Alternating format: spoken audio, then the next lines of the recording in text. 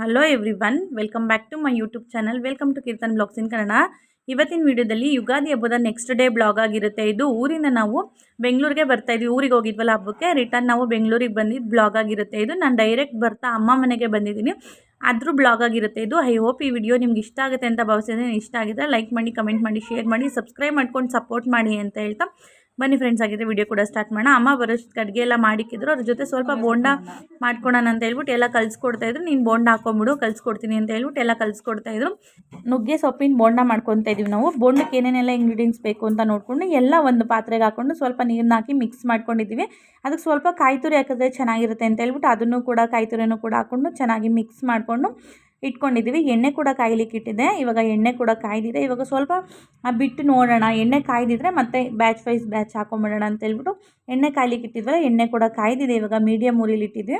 ಇವಾಗ ಬೋಂಡಗಳನ್ನೆಲ್ಲ ಬಿಟ್ಕೊತಾ ಇದ್ದೀವಿ. ಸ್ವಲ್ಪ ಒಂದು 5-6 ಬೋಂಡಗಳನ್ನ ಹಾಕ್ಕೊಂಡು ಟೇಸ್ಟ್ ನೋಡಿ, ಆಮೇಲೆ ಬೇಕಾದರೆ ಇನ್ನೂ ಉಪ್ಪು ಖಾರ ಕಡಿಮೆ ಅಂದರೆ ಆ ಟೇಸ್ಟ್ನ ಚೆಕ್ ಮಾಡಿಕೊಂಡು ಮತ್ತೆ ಬೇಕಾದ್ರೆ ಇನ್ನೊಂದು ಬ್ಯಾಚಲ್ಲಿ ಚೇಂಜ್ ಮಾಡ್ಕೊಬೋದು ಅಂತ ಹೇಳ್ಬಿಟ್ಟು ಫಸ್ಟ್ ಒಂದು ಬ್ಯಾಚನ್ನ ನಾನು ಬೋಂಡ ಹಾಕ್ಕೊತಾ ಇದ್ದೀನಿ.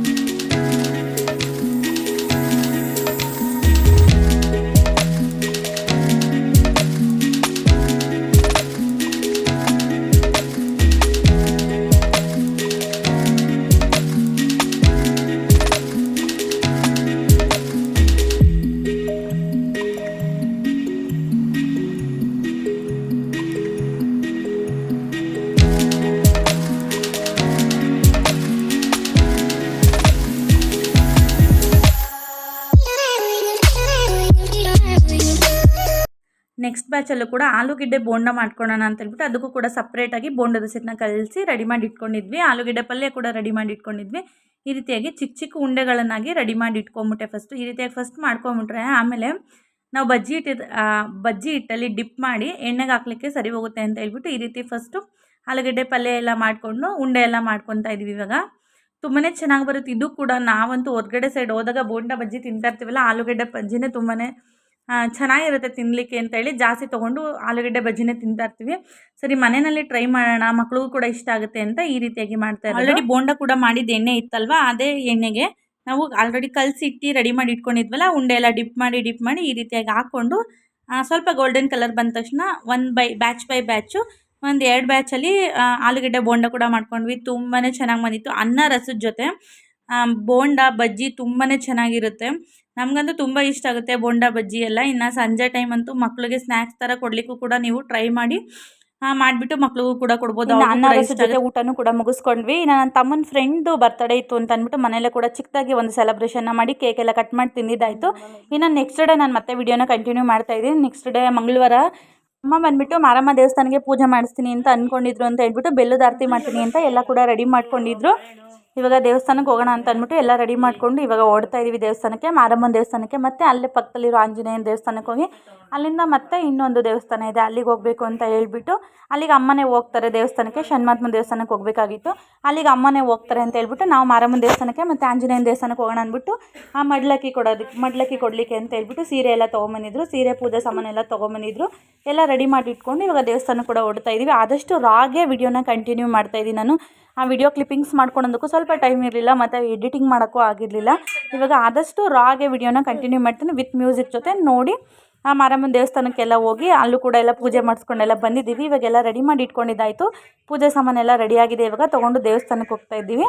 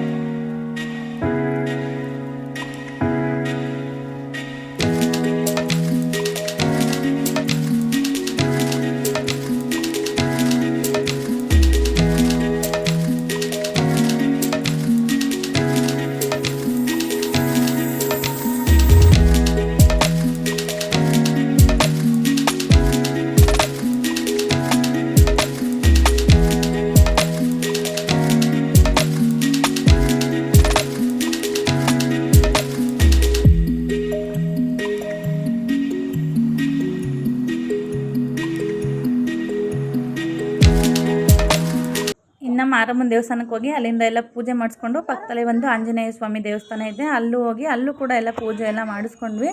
ತುಂಬಾ ಚೆನ್ನಾಗಿತ್ತು, ತುಂಬ ಚೆನ್ನಾಗಿ ದರ್ಶನ ಕೂಡ ಆಯಿತು. ಮುಗಿಸ್ಕೊಂಡು ಮನೆಗೆ ಬಂದು ಮತ್ತು ಒಬ್ಬಟ್ಟು ಸೋಮವಾರದ್ದು ಮಾಡೋಕ್ಕಾಗಲಿಲ್ಲಲ್ಲ, ಇನ್ನು ಮಂಗಳವಾರ ಕೂಡ ಒಬ್ಬಟ್ಟೆ ಮಾಡಿದ್ವಿ ನಾವು. ತುಂಬಾ ಚೆನ್ನಾಗಿತ್ತು. ಬಿಸಿ ಬಿಸಿ ಒಬ್ಬಟ್ಟಿಗೆ ತುಪ್ಪ ಹಾಕ್ಕೊಂಡು ತಿಂತಾಯಿದ್ರೆ ತುಂಬಾ ಚೆನ್ನಾಗಿತ್ತು.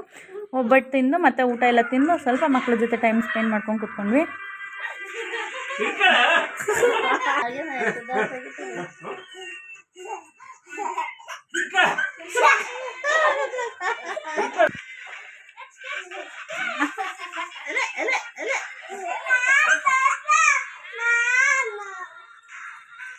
ಹಾಕಿಲ್ಲ ಹಾಕಿಲ್ಲ ಹಾಕಿಲ್ಲ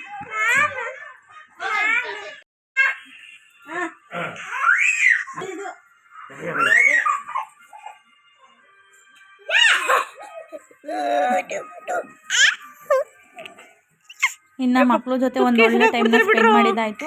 ಅಮ್ಮ ಸ್ವಲ್ಪ ಎಣ್ಣೆ ಎಲ್ಲ ಕಾಯಿಸ್ಕೊಬಂದ್ಬಿಟ್ಟು ಕೊಟ್ಟೆ ಅಮ್ಮಂಗೆ. ಸ್ವಲ್ಪ ಎಳ್ಳೆಣ್ಣೆ ಕೊಬ್ಬರಿ ಎಣ್ಣೆ ಎಲ್ಲ ಹಾಕ್ಬಿಟ್ಟು ಕಾಯಿಸ್ಕೊಬಂದು ಕೊಟ್ಟೆ. ನಮ್ಮಮ್ಮ ನನಗೂ ಕೂಡ ತಲೆಗೆಲ್ಲ ಎಣ್ಣೆ ಹಾಕ್ಬಿಟ್ಟು ಚೆನ್ನಾಗಿ ಮಸಾಜ್ ಮಾಡಿ, ನಾವು ಸ್ಕೂಲ್ ಲೈಫಲ್ಲೆಲ್ಲ ಹೆಂಗೆ ಜಡೆ ಅನ್ನಿಸ್ಕೊಂಡು ಸ್ಕೂಲ್ಗೆ ಹೋಗ್ತಾಯಿದ್ವಿ ಆ ಥರ ಫೀಲ್ ಕೊಡ್ತಾಯಿತ್ತು. ಅಮ್ಮ ನನಗೂ ಕೂಡ ಜಡೆ ಎಲ್ಲ ಹಾಕ್ಕೊಟ್ರು. ಅದಾದಮೇಲೆ ನನ್ನ ತಂಗಿ ಕೂಡ ಹಾಕ್ತಾಯಿದ್ರು. ಇವಳಿಗೆ 4 ಕಣ್ಣಿನ ಜಡೆ ಥರ ಹಾಕ್ತಾಯಿದ್ರು, ನನಗೂ ಅದೇ ಥರ ಹಾಕಿದ್ರು. ಆದರೆ ಅದು ವೀಡಿಯೋ ಕ್ಲಿಪ್ಪಿಂಗ್ ಮಾಡಿಕೊಡ್ಲಿಲ್ಲ ನನ್ನ ತಂಗಿ ಅಂದ್ಬಿಟ್ಟು ನಾನೇ ಅವಳಿಗೆ ಹಾಕ್ಬೇಕಾದ್ರೆ ಒಂದು ಚಿಕ್ಕ ಕ್ಲಿಪ್ಪಿಂಗ್ನ ಮಾಡಿಕೊಂಡೆ. ಇನ್ನು ನಾವು ಮನೆಗೆ ಓಡ್ತಾಯಿದ್ವಿ. ಮನೆಗೆ ಓಡಬೇಕಾದ್ರೆ ಇನ್ನು ನನ್ನ ತಂಗಿ ಮಗ ಕೂಡ ಅವನು ಹತ್ಕೊಂಡು ಕೂತ್ಕೊಂಡ, ನಾನು ಬರ್ತೀನಿ ಅಂತ. ಅವನ್ನ ಅಲ್ಲೇ ಬಿಟ್ಟು ಮತ್ತೆ ಬಂದ್ವಿ. ಇನ್ನು ಶ್ರೀರಾಮನವಮಿ ಬ್ಲಾಗ್ ಆಗಿರುತ್ತೆ, ಅದನ್ನು ಕಂಟಿನ್ಯೂ ಮಾಡ್ತಾಯಿದ್ದೀನಿ. ಶ್ರೀರಾಮನವಮಿ ದಿವಸ ಈ ರೀತಿಯಾಗಿ ಸಿಂಪಲಾಗಿ ಪೂಜೆ ಕೂಡ ಮುಗಿಸ್ಕೊಂಡ್ವಿ ನಾವು. ಅದ್ರದ್ದು ಕ್ಲಿಪ್ಪಿಂಗ್ನ ಇದ್ರ ಜೊತೆ ಆ್ಯಡ್ ಮಾಡಿದ್ದೀನಿ ನಾನು.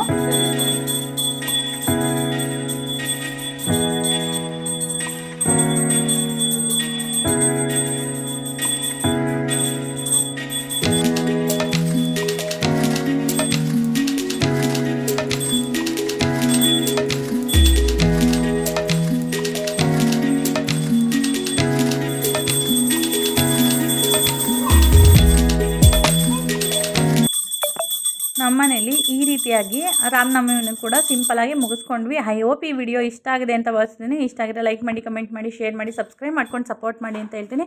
ಎಲ್ಲರಿಗೂ ರಾಮನವಮಿಯ ಶುಭಾಶಯಗಳು.